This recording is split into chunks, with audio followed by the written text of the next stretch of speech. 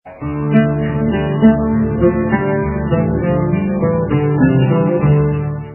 do you think this has happened? As you said, of course, a lot of other people say it as well, but from your vantage point again, why is it that in this country where we thought or hoped that we were a little more sensitive to the gap between the haves and the have-nots, have we allowed it to increase?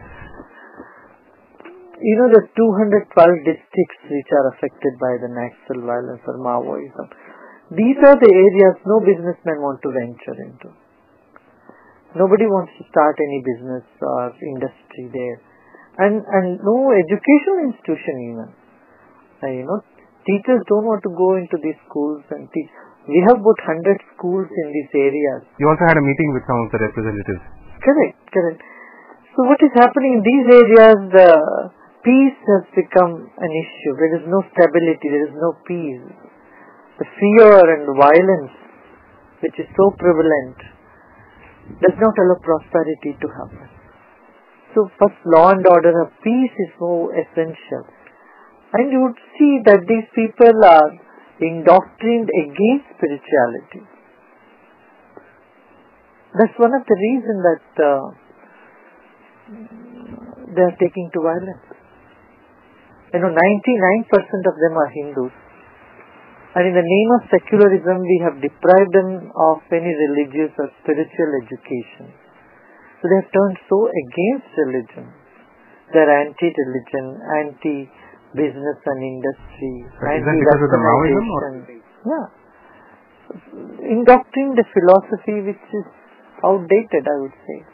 And love and compassion and spirituality, they all go together. And if this is drained out of the society, then violence takes its place, and that's what exactly has happened in this area. So we are in an interesting situation in these very districts that you spoke of. The government is obviously considering cracking down, and the government has its own dilemma, because finally these are citizens of your own country. Do you wage a war against them, or do you approach the problem differently?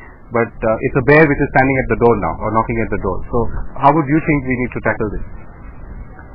We need to communicate with the people, with those youth who is engaged, and we have to bring a change of mind and heart.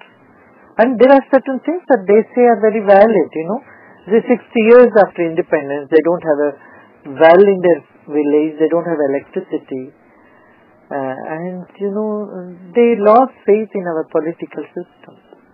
They are appalled by corruption. Nobody can deny we have so much corruption in this country. But violence is not the solution. I tell them, drop the bullets and come to ballot. And violence is not the solution for setting right the evils of the society. We have to work together, work with patience and perseverance. And many have heard me, and it has appealed to them. Yes. What is the leadership approach that works best here? And I'm really coming to perhaps the business case approach. We're again to take the Naxalite example further, which is such a no-win situation. In this Naxal case, one more thing I would like to add is that there are certain leaders who now realize what they were doing is wrong, but they should be given full amnesty. The hindrance is there are 3-4 states, and each state deals with them differently, and then there is court. So suppose they drop the violence, they come to the mainstream. The next thing that would happen is they'll be put in jail. Yes. So they feel we are better in the forest than being in jail. So if the government takes up a step, a very concrete step to give them amnesty, I'm sure a lot of them will come. And I think government is considering doing something like that. I'm not aware of it. I'm not very sure. But I feel that they will do it. They should do it. So you do feel that they can be motivated out of their current situation, but with a carrot of some sort?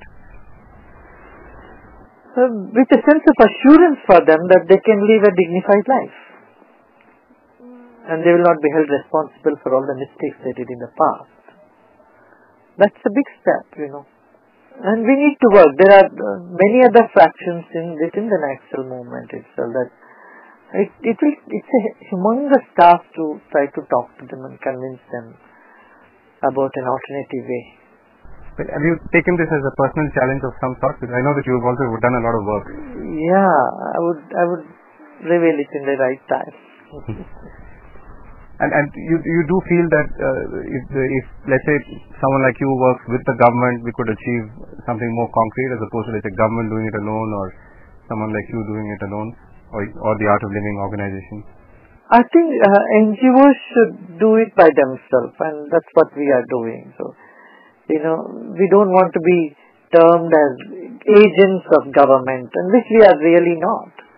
We want to work on our own, with the civic society, with the public society. Of course, we would like to initiate a talk between the rebels and the government, make them come together, see eye to eye with each other.